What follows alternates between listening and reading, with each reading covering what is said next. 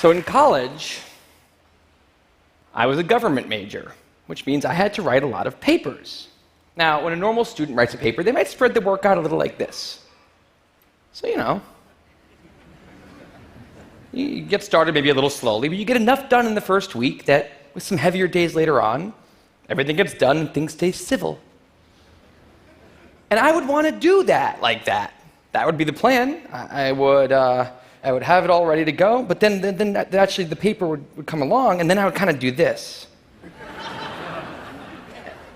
And that would happen every single paper. But then came my 90-page senior thesis, a paper you're supposed to spend a year on. I knew for a paper like that, my normal workflow was not an option. It was way too big a project. So I planned things out, and I decided I kind of had to go something like this. This is how the year would go. So I'd start off light, and I'd bump it up in the middle months.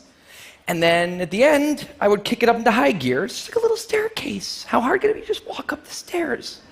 No big deal, right? But then, funniest thing happened. Those first few months, they came and went, and I couldn't quite do stuff. So we had an awesome new revised plan. But then those middle months actually went by, and I didn't really write words. And so we were here. And then 2 months turned into 1 month, which turned into 2 weeks. And one day I woke up with 3 days until the deadline, still not having written a word, and so I did the only thing I could. I wrote 90 pages over 72 hours, pulling not one but 2 all-nighters. Humans are not supposed to pull 2 all-nighters. Sprinted across campus, dove in slow motion, and got it in just at the deadline. I thought that was the end of everything. But a week later, I get a call. And it's the school. And they say, "Is this Tim Urban?" And I say, "Yeah." And they say, "We need to talk about your thesis." And I say, "Okay." And they say, "It's the best one we've ever seen."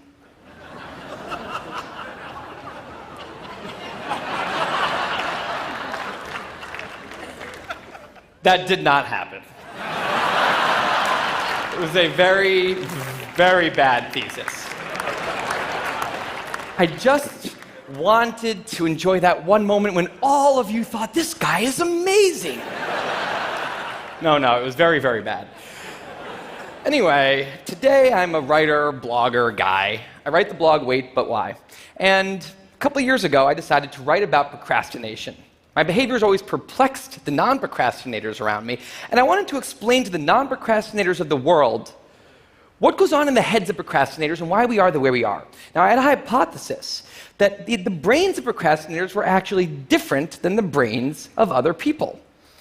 And to test this, I found an MRI lab that actually let me scan both my brain and the brain of a proven non-procrastinator, so I could compare them, and I actually brought them here to show you today, and I want you to take a look carefully to see if you can notice a difference. And I know that if you're not a trained brain expert, it's not that obvious, but just take a look, okay? So here's the brain of a non-procrastinator.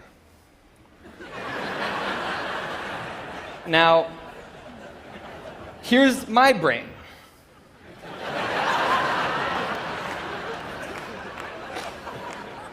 There is a difference.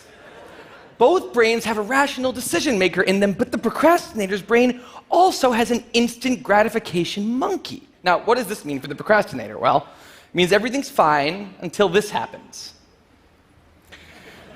So the rational decision maker will make the rational decision to do something productive, but the monkey doesn't like that plan. So he actually takes the wheel, and he says, "Actually, let's read the entire Wikipedia page of the Nancy Kerrigan-Tanya Harding scandal, because I just remembered that happened. Then we're going to go over to the fridge. We're going to see if there's anything new in there since 10 minutes ago. After that, we're going to go on a YouTube spiral that starts with videos of Richard Feynman talking about magnets and ends much, much later with us watching interviews with Justin Bieber's mom. All of that's going to take a while, so we're not going to really have room on the schedule for any work today. Sorry." Now, what is going on here? The instant gratification monkey does not seem like a guy you want behind the wheel. He lives entirely in the present moment. He has no memory of the past, no knowledge of the future, and he only cares about two things: easy and fun. Now, in the animal world, that works fine. If you're a dog and you spend your whole life doing nothing other than easy and fun things, you're a huge success. And to the monkey, humans are just another animal species he has to keep well slept, well fed, and propagating into the next generation, which in tribal times might have worked okay. But if you haven't noticed, now we're not in tribal times. We're in an advanced civilization, and the monkey does not know what that is, which is why we have another guy in our brain, the rational decision maker, who gives us the ability to do things no other animal can do. We can visualize the future. We can see the big picture. We can make long-term plans. And he wants to take all of that into account. And he wants to just have us do whatever makes sense to be doing right now. Now, sometimes it makes sense to be doing things that are easy and fun, like when you're having dinner or going to bed or enjoying well-earned leisure time. That's why there's an overlap. Sometimes they agree. But other times, it makes much more sense to be doing things that are harder and less pleasant for the sake of the big picture, and that's when we have a conflict. And for the procrastinator, that conflict tends to end a certain way every time, leaving him spending a lot of time in this orange zone, an easy and fun place that's entirely out of the make sense circle. I call it the dark playground. Now, the dark playground is a place that all of you procrastinators out there know very well. It's where leisure activities happen at times when leisure activities are not supposed to be happening. The fun you have in the dark playground isn't actually fun because it's completely unearned, and the air is filled with guilt, dread, anxiety, self-hatred, all those good procrastinator feelings. And the question is, in this situation, with the monkey behind the wheel, how does the procrastinator ever get himself over here to this blue zone? A less pleasant place, but where really important things happen. Well, turns out that the procrastinator has a guardian angel, someone who's always looking down on him and watching over him in his darkest moments, someone called the panic monster.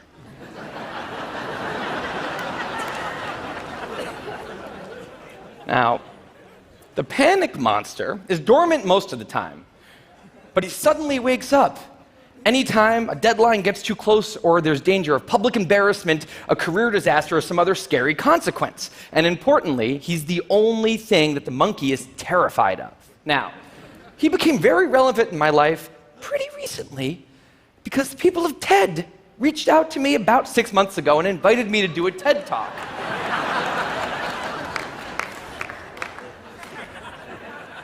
Now, of course, I said yes. It's always been a dream of mine to have done a TED Talk in the past.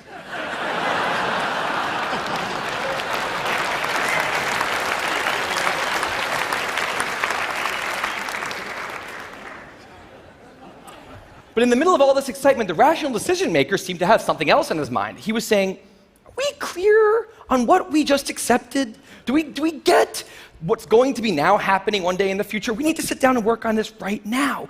And the monkey said, totally agree, but also let's just open Google Earth and let's zoom into the bottom of India, like 200 feet above the ground, and we're going to scroll up for 2.5 hours till we get to the top of the country so we can get a better feel for India.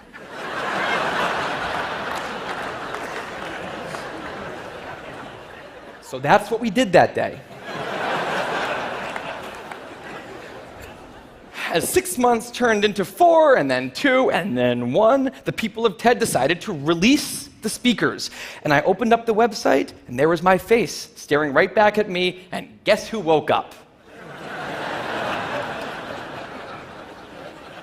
So the panic monster starts losing his mind, and a few seconds later, the whole system's in mayhem.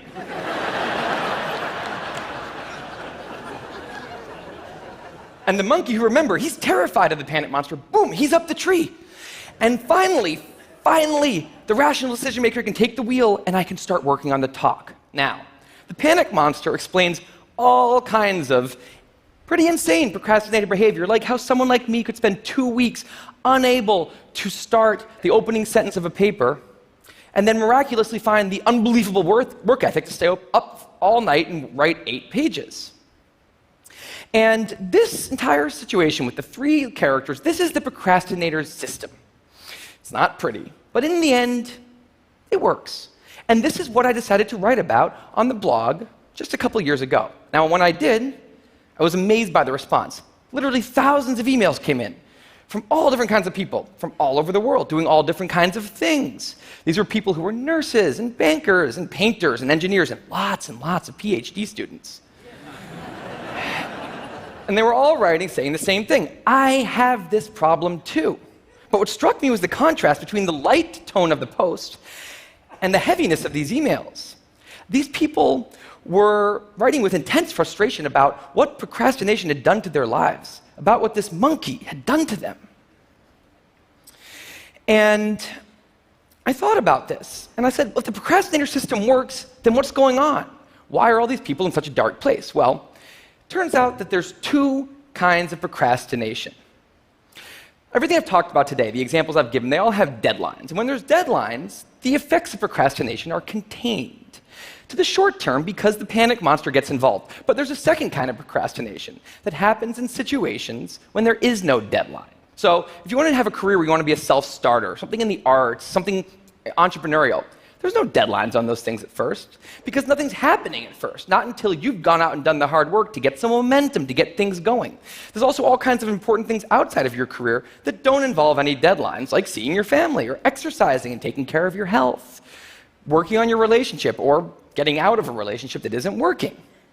Now, if the procrastinator's only mechanism of doing these hard things is the panic monster, that's a problem because in all of these non-deadline situations, the panic monster doesn't show up. He has nothing to wake up for. So the effects of procrastination, they're not contained. They just extend outward forever. And it's this long-term kind of procrastination that's much less visible and much less talked about than the funnier, short-term, deadline-based kind. It's usually suffered quietly and privately, and it can be the source of a huge amount of long-term unhappiness and regrets. And I thought, that's why these people are emailing, and that's why they're in such a bad place. It's not that they're cramming for some project. It's that long-term procrastination has made them feel like a spectator at times in their own lives. The frustration was not that they couldn't achieve their dreams, it's that they weren't even able to start chasing them. So I read these emails and I had a little bit of an epiphany that I don't think non-procrastinators exist. That's right, I think all of you are procrastinators. Now, you might not all be a mess, like some of us, and some of you may have a healthy relationship with deadlines. But remember, the monkey's sneakiest trick is when the deadlines aren't there. Now, I want to show you one last thing. I call this a life calendar. That's one box for every week of a 90-year life. That's not that many boxes, especially since we've already used a bunch of those. So I think we need to all take a long, hard look at that calendar. And we need to think about what we're really procrastinating on, because everyone is procrastinating on something in life.